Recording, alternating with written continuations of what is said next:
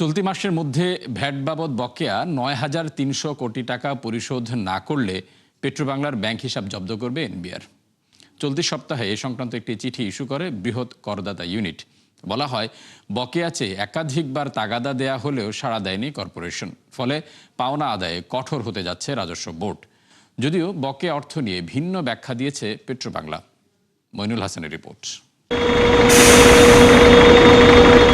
দেশীয় খনিজ সম্পদ অনুসন্ধান, উত্তোলন ও অধীনস্থ কোম্পানিগুলোর মাধ্যমে বাজারজাত করে থাকে পেট্রোবাংলা। পাশাপাশি এলএনজি আমদানি, সরবরাহ চুক্তি এবং এ সংক্রান্ত নীতিমালা প্রণয়ন করে থাকে সংস্থাটি। যদিও সরকারের ভর্তুকি ছাড়া লাভের মুখ দেখেনি কখনো। তবে কার্যক্রমের বিভিন্ন পর্যায়ে ভ্যাট বাবদ কেটে রাখা অর্থ সরকারকে দীর্ঘদিন ধরে জমা দিচ্ছে না পেট্রোবাংলা। তথ্য বলছে, ২০১৪ থেকে ২০২১ সাল পর্যন্ত এই ৮ বছরে বকেয়ার পরিমাণ ৯,৫০০ কোটি টাকা। মূলত ১১ বছরে জমা ২২,৫০০ কোটির মোট বকেয়া থেকে ধাপে ধাপে ১৩,০০০ কোটি টাকা পরিশোধ করা হয়। যেটা আনডিসপিউটেড ডিমান্ড, তার মানে এটা তো একটা করদাতার বকেয়া কর। তাহলে বকেয়া কর মানে করদাতা এগ্রি করেছে এই টাকাটা তারা পরিশোধ করবে। তাহলে এখন যদি এগ্রি করে থাকে, মানে কোনো কোর্টের প্রসিডিং না থাকে, তাহলে তাকে তো এটা দিতে হবে। এটার জন্য তো আমাদের ১৯৯১ সালের আইন বলেন বা ২০১২ সালের আইন বলেন, ওখানে তো প্রসিডিউর খুব স্পষ্ট লেখা আছে। বকেয়া অর্থ আদায়ে কয়েক দফা চিঠি চালাচালি আর বৈঠকেও আসেনি সমাধান। ফলে বিপাকে পড়েছে এনবিআরের বৃহৎ করদাতা ইউনিট। রাজস্ব লক্ষ্যমাত্রার বাড়তি চাপে বাধ্য হয়ে এবার কঠোর হচ্ছে তারা। তাই পাওনা আদায়ে এবার পেট্রোবাংলার ব্যাংক হিসাব ও এফডিআর জব্দ করতে যাচ্ছে সংস্থাটি। এক্সট্রিম মেজার কখন নেয়, মানে যখন খুব ডেসপারেট হয়ে যায় তখন তো ডেসপারেট মেজার্সগুলো নেওয়া হয়। তবে এইভাবে তো আসলে কর আদায় করা তো আসলে ডিফিকাল্ট, মানে ডেসপারেট মেজার্স দিয়ে। এই জন্য কিন্তু দেখা যায় যে ধরেন আমাদের আইনেই প্রভিশন আছে, মানে নতুন আইনেও আপনি দেখবেন যে করদাতা যদি অ্যাপ্লাই করে যে তার হার্ডশিপ আছে, তখন কমিশনার কিন্তু 18টা কিস্তি করে দিতে পারে। করদাতার কাছে যদি সহনশীল না হয়, মানে এই একসাথে ৯,০০০ কোটি টাকা দেওয়ার, তখন তারা রিকোয়েস্ট করতে পারে যে আমরা একটু ইনস্টলমেন্টে বা কিস্তিতে টাকাটা দিতে চাই। সবশেষ অর্থ বছরে বিভিন্ন ব্যাংকে রাখা এফডিআরে পেট্রোবাংলার জমা ৩,৪০০ কোটির ওপরে, আর বেশ কয়েকটি হিসাবে জমা আরও ২,৫০০ কোটি টাকা। এ নিয়ে ক্যামেরার সামনে কথা বলতে রাজি হননি কর্পোরেশনের কর্মকর্তারা। তবে জানান, এই পাওনা নিয়ে ভুল হিসাব করছে রাজস্ব বোর্ড। বরং বকেয়া থাকতে পারে সর্বোচ্চ ৬০০ কোটি টাকা। এদিকে বকেয়া ভ্যাট আদায়ে চলতি সপ্তাহে জ্বালানি মন্ত্রণালয়ের সচিব বরাবর চিঠিও দিয়েছেন এনবিআর চেয়ারম্যান। মইনুল হাসান, ৭১, ঢাকা। অর্থবছরের ১০ মাসে এনবিআর এর রাজস্ব ঘাটতি ছাড়িয়েছে রেকর্ড ১,০৪,০০০ কোটি টাকা। ফলে লক্ষ্য অর্জনে বাকি ২ মাসে দরকার ২.২ লাখ কোটির উপরে। এনবিআর এর সবশেষ প্রতিবেদন বলছে, এপ্রিল পর্যন্ত আদায় হয়েছে ৩,২৬,৯২৮ কোটি টাকা। বছর ব্যবধানে যা বেড়েছে ১০.৫%। আর শুধু এপ্রিলে আয় হয়েছে ৩৯,০৬০ কোটি টাকা। তথ্য অনুযায়ী ১০ মাসে আদায়ের লক্ষ্য ছিল ৪,৩১,০০০ কোটির কিছু বেশি। আর সবচেয়ে বেশি ঘাটতি আয়কর খাতে ৪৪,০০০ কোটি টাকা, সেই সাথে মূসকে ৩৫,০০০ কোটি। চলতি অর্থ বছরে এনবিআর এর রাজস্ব আদায় লক্ষ্যমাত্রা ৫,৫৪,০০০ কোটি টাকা। ভৌতিক খরচ দেখিয়ে প্রতি ইউনিট বিদ্যুতের দাম ১.৫ টাকা পর্যন্ত বাড়াতে চায় পিডিবি। বিইআরসিতে জমা দেওয়া প্রস্তাবের প্রথম গণশুনানিতে যার তীব্র বিরোধিতা করেন ভোক্তা প্রতিনিধিরা। বলা হয়, অনিয়ম অব্যবস্থাপনায় নজর না দিয়ে ভোক্তাদের উপর চাপ বাড়ালে তা হবে অন্যায়, অযৌক্তিক। আরও জানাচ্ছেন রাকিব হোসেন। ২০২৪ সালের শুরুতে নিরবচ্ছিন্ন সরবরাহের প্রতিশ্রুতি দিয়ে বৃদ্ধি করা হয় বিদ্যুতের দাম। কিন্তু ২ বছর পরও সেই প্রতিশ্রুতির বাস্তবায়ন নেই। উল্টো নানা অজুহাতে আবারও গ্রাহকের পকেট কাটার পায়তারা করছে সরকারি সংস্থাগুলো। ২ সপ্তাহ আগে এ নিয়ে প্রস্তাব বিইআরসিতে জমা দেয় পিডিবি পিজিসিবি, যার উপর আয়োজিত গণশুনানিতে তুলে ধরা হয় ভৌতিক হিসাব নিকাশ। বিইআরসির কারিগরি মূল্যায়ন কমিটির হিসাবে কেবল উৎসে কর খাতে ২,৩৪৮ কোটি টাকা বেশি দেখিয়েছে বিদ্যুৎ উন্নয়ন বোর্ড। এছাড়া ভারত, নেপাল থেকে আমদানিতেও দেখানো হয়েছে ৮৫০ কোটি টাকা বেশি। অস্বাভাবিক ব্যয় আর লোকসানের ফিরিস্তি তুলে ধরে পাওয়ার গ্রিড কোম্পানিও। জানিয়ে গণশুনানিতে তীব্র সমালোচনা করেন নাগরিক প্রতিনিধিরা। আপনি যে লুটপাট করবে তার বিরুদ্ধে ব্যবস্থা নেবেন না, আপনার বিদ্যুৎ চুরি হচ্ছে, সিস্টেম লস হচ্ছে, সিস্টেম লস কমাচ্ছেন না। তো মূল্য কিভাবে আপনি না বাড়িয়ে সমন্বয় করতে পারেন, আপনার নিজে স্বাবলম্বী হতে পারেন, সেদিকে আমার মনে হয় যাওয়া দরকার। কোনো অজুহাতে যেন বিদ্যুতের দাম বাড়ানোর দিকে না যাওয়া হয়। যদি আপনাদের প্রতি কোনো প্রেশার থাকে, আমি অনুরোধ করব আপনারা একটা স্বাধীন সংস্থা হিসাবে আপনারা জনগণের উদ্দেশ্যেই বলেন, কারণ আপনারাও টেকনিক্যাল কমিটি, আমি আর জিজ্ঞেস করি নাই, তারাও কিন্তু কোনো ইকোনমিস্টের সাথে কথা বলে নাই। আমরা কিন্তু সেইটাই শুনতে চাইব, জনমনে তার প্রতিক্রিয়া কি। বর্তমানে বিদ্যুতের গড় পাইকারি দর 7 টাকা 4 পয়সা। এই প্রক্রিয়া বিদ্যুতের দাম আরও অন্তত 1 টাকা 20 পয়সা বাড়াতে চায় সংস্থাগুলো, যা 2024 সালের তুলনায় প্রায় 4 গুণ। যে বিদ্যুৎ কেন্দ্রগুলো পরিচালিত করি আমরা, এগুলোকে যদি যথাযথভাবে ফুয়েল না দিতে পারি, তাহলে এই বিদ্যুৎ উৎপাদনে একটা বড় ধরনের ব্যত্যয় হয়। কারণ একটি সরকারের পক্ষে একটি সেক্টরে যে ভর্তুকির পরিমাণ, এই ভর্তুকির পরিমাণটাও আমাদের সবারই সদয় বিবেচনায় রাখতে হবে যে একটা সেক্টরকে প্রতি বছরে কি পরিমাণ ভর্তুকি দিতে হবে। নিম্ন ও মধ্যবিত্ত মানুষের আয় বৃদ্ধির তুলনায় জীবনযাত্রার ব্যয় স্বাভাবিক বেড়েছে। এই অবস্থায় নতুন করে বিদ্যুতের মূল্য বৃদ্ধি জনজীবনে চরম চাপ সৃষ্টি করবে। বিদ্যুৎ খাতে দীর্ঘমেয়াদী পরিকল্পনা, নবায়নযোগ্য জ্বালানির ব্যবহার, সঞ্চালন ব্যবস্থার উন্নয়ন এবং অপচয় কমানোর মাধ্যমে ব্যয় হ্রাসে কার্যকর উদ্যোগ গ্রহণ করা প্রয়োজন। সবশেষ 2024 সালে বিদ্যুতের পাইকারি দর 34 পয়সা বৃদ্ধি করা হলেও ভোক্তা পর্যায়ে গুনতে হয় প্রায় দ্বিগুণ। সরকার এই নীতিমালার উপরও কাজ করতেছে। রাকিব হোসেন, 71, ঢাকা। গণশুনানির দ্বিতীয় দিনে বিদ্যুতের দাম বৃদ্ধির প্রস্তাব দিয়েছে রাষ্ট্রীয় মালিকানাধীন 6টি বিতরণ কোম্পানি, যেখানে সর্বনিম্ন ইউনিটে বিদ্যুতের দাম 38% বৃদ্ধির প্রস্তাবনা রয়েছে। অর্থাৎ 0 থেকে 200 ইউনিট পর্যন্ত ব্যবহারকারী গ্রাহকদের কাছ থেকে ইউনিট প্রতি 7 টাকা 20 পয়সা আদায় করতে যাচ্ছে তারা, যা বর্তমানে 75 ইউনিট পর্যন্ত 5 টাকা 26 পয়সা নেওয়া হচ্ছে। এছাড়া বেসরকারি শিক্ষা প্রতিষ্ঠান, হাসপাতাল সহ বাণিজ্যিক প্রতিষ্ঠানে বিদ্যুতের দাম থেকে ভর্তুকি তুলে নেওয়ার প্রস্তাব দেয় কোম্পানিগুলো, অর্থাৎ সেখানেও দাম বৃদ্ধির কথা বলা হয়। বর্তমানে সারা দেশে গ্রাহক পর্যায়ে বিদ্যুৎ সরবরাহ করছে পিডিবি, আরইবি, ডিপিডিসি, ডেসকো, নেসকো এবং ওজো পিটিকো। কোম্পানিগুলো বিতরণে সিস্টেম লস করছে গড়ে 7.38%, যা পরিমাণে 722 কোটি ইউনিট।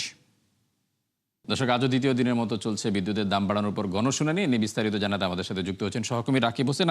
রাকিব, আমরা যেটা দেখলাম সেখানে সর্বনিম্ন ইউনিট ও বিদ্যুতের দাম বাড়ানোর প্রস্তাব দিয়েছে, আর কি কি প্রস্তাব রয়েছে সে বিষয়গুলো দর্শকদের জানাবেন। দেখুন, চলতি মাসের শুরুর দিকে বিদ্যুতের দাম বৃদ্ধির জন্য শুরুর দিকে পিডিবি এবং পিজিসিবি প্রস্তাব দেয় বিএআরসিতে, এবং পরবর্তীতে যে বিতরণ কোম্পানিগুলো আছে আজকে যারা গণশুনানিতে অংশগ্রহণ করেছেন তারা প্রস্তাব দেয়, এবং তাদের সেই প্রস্তাব কিন্তু অ্যানালাইসিস করে বিএআরসি একটা রিপোর্ট তৈরি করে তাদের কারিগরি মূল্যায়ন কমিটি, এবং সেটা কিন্তু গতকালকে যেমন পিডিবি এবং পিজিসিবির কথা প্রস্তাবনাকে যুক্তিতর্কের মাধ্যমে খণ্ডন করা হয়েছে, আজকে আবার ঠিক একইভাবে বিতরণ কোম্পানি যেগুলো আছে তাদের প্রস্তাবনাগুলো কিন্তু খণ্ডন চলছে। তো আমরা সেখানে দেখেছি যে গতকালকে এইসব কোম্পানির রাষ্ট্রীয় মালিকানাধীন এসব কোম্পানির অনেকগুলো ভৌতিক হিসাব দেখিয়ে তারা আসলে তাদের দেখাচ্ছে যে সরকার যদি এই বছর অর্থাৎ জুন থেকে বিদ্যুতের দাম না বাড়ায় তাহলে তাদের যেই বকেয়া টাকার এবং ভর্তুকির পরিমাণ অনেক বেড়ে যাবে এবং তাদের যেই পরিচালন ব্যয় সেটা মেটানো যাবে না। এবং আজকে আমরা দেখেছি যে ঠিক একইভাবে যে বিতরণ কোম্পানিগুলো আছে ডিপিডিসি, ডেসকো, পিডিবি এবং পল্লী বিদ্যুৎ সহ যে কোম্পানিগুলো আছে তারা একইভাবে দেখাচ্ছেন যে তাদের যদি বিদ্যুতের দাম বাড়ানো না হয় তাহলে তারা যেমন একদিকে লোকসানে পড়বেন, পরিচালন ঠিকমতো করতে পারবে না, ঠিক একইভাবে সরকারের ভর্তুকি বাড়বে। আমরা সব মিলিয়ে বুঝতে পেরেছি যেটা সেটা হচ্ছে যে এই কোম্পানিগুলো আসলে সরকারকে বোঝাচ্ছে যে ভর্তুকি না দিলে তারা চলতে পারবে না, আবার অন্যদিকে আবার বোঝাচ্ছে যে দাম না বাড়ালে ভর্তুকিও কমবে না। এই যে একটা মার প্যাচের মধ্যে আসলে তারা বিদ্যুতের দাম বাড়ানোর চেষ্টা করছে, এবং আমরা দেখেছি যে আসলে বিদ্যুতের দাম বাড়ানোর যে চেষ্টা সরকারও সাধুবাদ জানাচ্ছে, কিন্তু সেই জায়গায় আসলে যে সিস্টেম লস এবং হচ্ছে অনিয়ম, দুর্নীতি, অব্যবস্থাপনা এবং একটা প্রকল্পে অনেক বেশি খরচ করার যে প্রবণতা সেখান থেকে কিন্তু এই কোম্পানিগুলো সরে আসছে না। এবং সেখানে আজকের এই গণশুনানিতে এবং গতকালকেও আমরা দেখেছি যে সেখানে তাদের এই বিষয়ে কোনো ধরনের মন্তব্য ছিল না, এবং এইসব বিষয়ে নাগরিক প্রতিনিধিরা প্রশ্ন তোলেন যে আপনারা যে সিস্টেম লস করছেন, আপনারা যে অপচয়, অনিয়ম, দুর্নীতি করছেন সেসব বিষয়ে কোনো জবাব কেন দিচ্ছেন না। এইসব বিষয়ে আসলে প্রশ্ন রয়ে গেছে। বিদ্যুতের দাম যদি বাড়ে তাহলে এইসব বিষয়ে কিন্তু প্রশ্ন থেকে যাবে। ফারুক। রাকিব, আপনাকে অসংখ্য ধন্যবাদ। দর্শক, বিদ্যুতের দাম বাড়ানোর উপর গণশুনানি নিয়ে জানাচ্ছিলেন সহকর্মী রাকিব হোসেন। আমরা যাচ্ছি পরবর্তী প্রসঙ্গে। অর্থনীতিতে স্থিতিশীলতা ফিরিয়ে আনতে ও টেকসই প্রবৃদ্ধি পুনরুদ্ধারে প্রয়োজন উৎপাদনশীলতা বৃদ্ধি ও কাঠামোগত সংস্কার, এমন মত দিয়েছে গবেষণা প্রতিষ্ঠান পলিসি রিসার্চ ইনস্টিটিউট PRI। সংস্থাটি বলছে, বৈশ্বিক অভ্যন্তরীণ নানা ধাক্কার মধ্যেও বাংলাদেশের অর্থনীতি সহনশীলতা দেখিয়েছে, তবে এখন কমছে গতি। দুর্বল হচ্ছে বিনিয়োগ আর উচ্চ মূল্যস্ফীতি বাড়াচ্ছে চাপ। একই সঙ্গে আর্থিক, জ্বালানি ও রাজস্ব খাতের দুর্বলতা সংকুচিত করছে নীতি নির্ধারণের পরিসর। পিআরআই মনে করে কর্মসংস্থান সৃষ্টি ও দারিদ্র্য কমাতে উচ্চ ও টেকসই প্রবৃদ্ধির বিকল্প নেই। এজন্য কর ব্যবস্থা, শুল্ক কাঠামো, বিনিয়োগ পরিবেশ ও জ্বালানি খাতে বড় ধরনের সংস্কারের তাগিদ দিয়েছে সংস্থাটি। দর্শক, পলিসি রিসার্চ ইনস্টিটিউট পিআরআই এর আলোচনা চলছে, আমরা সরাসরি চলে যাচ্ছি এই মুহূর্তে সেখানে। তুলে দেওয়ার ফলে অনেক আশঙ্কা প্রাইভেট সেক্টর থেকে যে আমাদের অনেক গার্মেন্টসের ধ্বংস নামবে আসবে এবং আপনার বহু মহিলা বেকার হয়ে যাবে। এর জন্য ফাইন্যান্স মিনিস্ট্রি করলো তো এটা আলাদা বিরাট যে রিট্রেনিং ইত্যাদি। পরে দেখা গেল ডুমসডে আসলো আর কি, মনে হলো যে আসছে। এরপরে কি দেখা গেল এক্সপোর্ট বেড়ে গেছে, ফান্ডও কিন্তু রয়ে গেছে। তো আমার যাই হোক বলবো, আমার চাপ আসলো যে এটা খরচ করে আমাদের কম্পিউটার এগুলো আমি এটা দেরি না করে আমি ফেরত দিয়ে দিচ্ছি, পাইনি। আমি তো 24 ঘন্টা না যেতেই আবারও বাড়ল স্বর্ণের দাম। ভরিতে 2,500 টাকা বেড়ে আজ থেকে 22 ক্যারেট বিক্রি হচ্ছে 2,38,121 টাকায়। বাংলাদেশ জুয়েলার্স সমিতি বাজুস এক বিজ্ঞপ্তিতে তথ্য জানায়। বলা হয়, আন্তর্জাতিক বাজারে তেজাবি স্বর্ণের দাম কিছুটা বাড়ায় এই সমন্বয় করা হয়েছে। নতুন মূল্য অনুযায়ী 21 ক্যারেটের স্বর্ণের দাম 2,27,331 টাকা। এছাড়া সনাতন পদ্ধতির 1 ভরি রূপার দাম 3,441 টাকা নির্ধারণ করে দেয় বাজুস। আর কখনোই করা যাবে না ট্রাম্প ও তার পরিবারের আয়কর নথির নিরীক্ষা, এমন নজিরবিহীন নির্দেশনা দিয়েছে মার্কিন বিচার বিভাগ। দেশটির ইন্টারনাল রেভিনিউ সার্ভিস আইআরসি তদন্তে মার্কিন প্রেসিডেন্টের নানা অনিয়মের চিত্র তুলে ধরার পর আসে এমন নির্দেশনা, যাকে হঠকারী আখ্যা দিয়ে ক্ষমতার চরম অপব্যবহার বলছেন ডেমোক্রেটিক পার্টির আইনজীবীরা। নুসরাত মোমি জানাচ্ছেন বিস্তারিত। এখন থেকে চলতি বছরের 18ই মের আগে দাখিল করা ট্রাম্প ও তার পরিবারের সদস্যদের কোনো আয়কর নথি নিরীক্ষা করা যাবে না। এক নির্দেশনায় এমন নজিরবিহীন সিদ্ধান্ত জানিয়েছে মার্কিন বিচার বিভাগ, যাকে হঠকারী সিদ্ধান্ত আখ্যা দিয়ে কঠোর সমালোচনায় মুখর ডেমোক্রেটিক পার্টির আইনজীবীরা। মূলত দীর্ঘদিন ধরে ট্রাম্পের সন্দেহজনক আয়কর নথিগুলোর তদন্ত করছিল যুক্তরাষ্ট্রের ইন্টারনাল রেভিনিউ সার্ভিস আইআরএস। বেশ কিছু নথিতে দেখা যায় বহু বছর ধরে মাত্র $750 আয়কর দিচ্ছেন ট্রাম্প। এমনকি ব্যবসার ক্ষতি দেখিয়ে বেশ কয়েক বছর কোনো আয়করই দেননি তিনি। এছাড়া ব্যক্তিগত বিলাসিতাকে ব্যবসায়িক ক্ষতি কিংবা প্রয়োজনীয় কেনাকাটাকে বিনিয়োগ দেখানো হয়েছিল কিনা সেটিও খতিয়ে দেখে আইআরএস। এরই মধ্যে তদন্তে বেশ কিছু অভিযোগ প্রমাণিত হওয়ায় জরিমানা গুনতে হয় ট্রাম্পকে। বিশেষজ্ঞদের মতে তদন্ত দীর্ঘমেয়াদে চলমান থাকলে $100 বিলিয়ন পর্যন্ত জরিমানা গুনতে হতো মার্কিন প্রেসিডেন্টকে। বিপদ এড়াতে আইনের দ্বারস্থ হন ট্রাম্প। মামলা করেন আইআরএস এর বিরুদ্ধে। আয়করের তথ্য ফাঁস হওয়ায় মানহানির পাশাপাশি আর্থিক ক্ষতির অভিযোগ করেন তিনি। ক্ষতিপূরণ হিসেবে দাবি করেন $10 বিলিয়ন।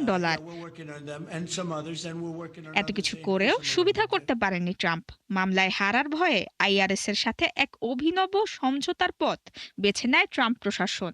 $1.78 বিলিয়ন ক্ষতিপূরণ তহবিলের বিনিময়ে মামলা প্রত্যাহারের সিদ্ধান্ত নেন তারা, যে অর্থ দেয়া হবে রাজনৈতিক হেনস্থার শিকার হওয়া ট্রাম্পের মিত্রদের। 18ই মের এই সিদ্ধান্তের পরদিনই এক পৃষ্ঠার সংশোধনী প্রকাশ করে মার্কিন বিচার বিভাগ, যেখানে ট্রাম্প ও তার পরিবারের আয়কর নথির তদন্ত না করার নির্দেশনা দেয়া হয়। ডেমোক্র্যাট আইনজীবীদের মতে এই রায় শুধুমাত্র ট্রাম্পের রাজনৈতিক ও প্রশাসনিক ক্ষমতার জোরে দেয়া হয়েছে, যা ইতিহাসে আরো গভীর বিতর্কের জন্ম দেবে। নুসরাত মৌমি, 71। দর্শক, 71 বিজনেসে এই ছিল এখনকার মতো। সরাসরি সংবাদ অনুষ্ঠান দেখতে চোখ রাখুন 71-এর ফেসবুক পেজ এবং সাবস্ক্রাইব করুন 71-এর ইউটিউব চ্যানেল। থাকুন 71-এর সাথেই।